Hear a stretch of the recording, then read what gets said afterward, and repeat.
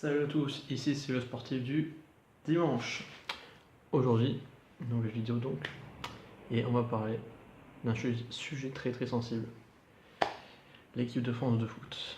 Alors, comme vous l'aurez peut-être vu, ou pas, comme moi, il y a eu un match de l'équipe de France donc face à Bulgarie pour la Coupe du Monde, les qualifs, toujours. Donc moi, ça fait un sacré moment que je fais un match de l'équipe de France, tout simplement parce que j'ai l'impression de voir 11 Patrice Evra sur un terrain. C'est pour vous dire déjà un Patrice Evra ça suffit, alors 11 je vous dis pas.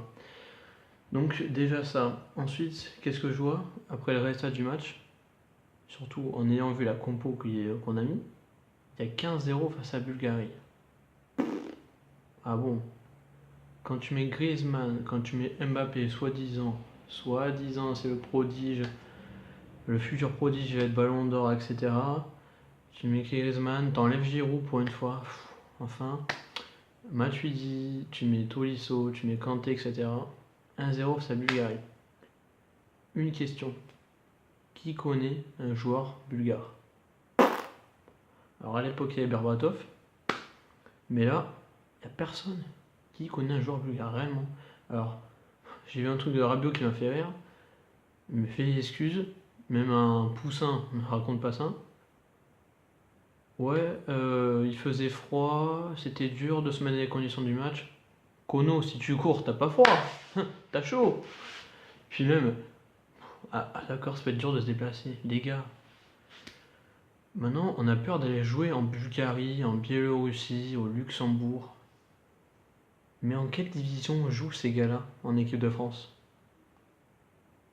Ils jouent tous dans les meilleurs clubs du monde. Maintenant, je crois qu'on n'a jamais vu autant de Français qui jouent en Ligue des Champions dans plein de clubs d'ailleurs. Et maintenant, on va avoir peur d'eux. Si on a peur de jouer en Bulgarie, on va faire quoi face au Brésil, face à l'Allemagne, face à l'Espagne, face à l'Argentine, s'ils se qualifient d'ailleurs, si on joue face à tous ces clubs-là, tous ces pays-là, pardon. Donc moi, je comprends pas trop. Eux, ils se satisfaisent, ouais, je sais pas comment on dit. Bon bref, ils se contentent de cette victoire-là. Et gagner 0 face à la Bulgarie, de base, on a gagné, je sais pas, 4-0, 5-0. Puis ce qui me fait rire, quand je vois la Suède, bon, avec tout le respect que j'ai pour les Suédois, on est bien au-dessus d'eux, en tout cas au niveau du talent, du potentiel. Et la Suède va faire 8-0 face au Luxembourg. Et nous, on trouve l'excuse, quand on joue face au Luxembourg à domicile en France, qu'ils ont mis le bus devant le but et que c'est pas facile d'en mettre un but, et que la Suède en met 8 chez eux. Alors là, je comprends plus rien au foot. Mais à part, bon, c'est vrai que je regarde plus trop du foot, mais j'arrive quand même à me faire plaisir dans des matchs de Ligue des Champions, etc. Alors, en équipe de France, alors il n'y a plus d'identité de jeu. Avant, il y avait des joueurs, je sais pas, même à l'époque, bon, bien sûr, on a eu Zidane, mais à l'époque, je sais pas, t'avais des mecs, ils ont de la gueule, t'avais Thuram, Barthez, etc. Maintenant, c'est qui le patron? Il n'y a aucun patron. Alors, avant, attention, le patron est Taulier, Patrice Evra. Ouais, les gars, on va gagner avec lui. Hein. Non, mais. Je sais pas où on va aller, mais on va y aller. En tout cas, bon, j'espère pour eux qu'ils vont se qualifier, les Français, face à qui? Face à la Biélorussie, dernier match. Attention, Biélorusse. Hein. Biélorusse, on peut perdre à tout moment, les gars. Attention, ils vont mettre un autobus. On va pas mettre un but. Hein. Attends, ouais. 0 but face à le Luxembourg, 1 face à la Bulgarie. 1 but en 2 matchs. Bravo. Alors après, il faudra qu'on m'explique, mais quand on me dit que la cassette met 20 buts par an, Griezmann c'est pareil, que Mbappé c'est futur prodige, que Rabiot, que Kanté, que Matuidi, etc. Ils ont les plus gros matchs. Non, alors, par contre, heureusement qu'il y a Matuidi. On est d'accord, parce que tout le monde le critique, que voilà, il était pas très bon, etc.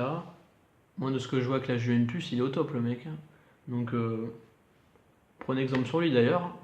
Moi, je dirais, capitaine, c'est lui. Hein. Parce que autant sur le match, il donne tout. Puis, tu vas pas me mettre à capitaine un mec comme Lloris. Hein. Lui, il a le charisme d'une huître, hein, le mec. Hein. D'une huître. Hein. Même un bulot, il est plus charismatique que lui. Attends, tu vas dire en conférence de presse Hugo Lloris. Quel est l'objectif de la France? Alors, comme vous le savez, Hugo Lloris qui répond. Alors, comme vous le savez, match de foot ça joue à 11. Donc, le but primordial, voilà, c'est de gagner. On marque un but. Si on marque un but au fond des filets, on a gagné un match. Voilà. Ça, à tous les coups, lui peut le dire, il va dire à tous les coups, mais il n'y en a aucun qui sort du lot, à part Matuidi, peut-être. Et même Mbappé, bon, même si pour l'instant, il ne rend pas fou, d'accord, c'est un bon, il est super bon, etc. Mais les gars, le club et l'équipe de France, c'est pas la même. Hein. Normalement, tu représentes ton pays, t'es là, tu donnes tout. Hein. Et là, il n'y a personne.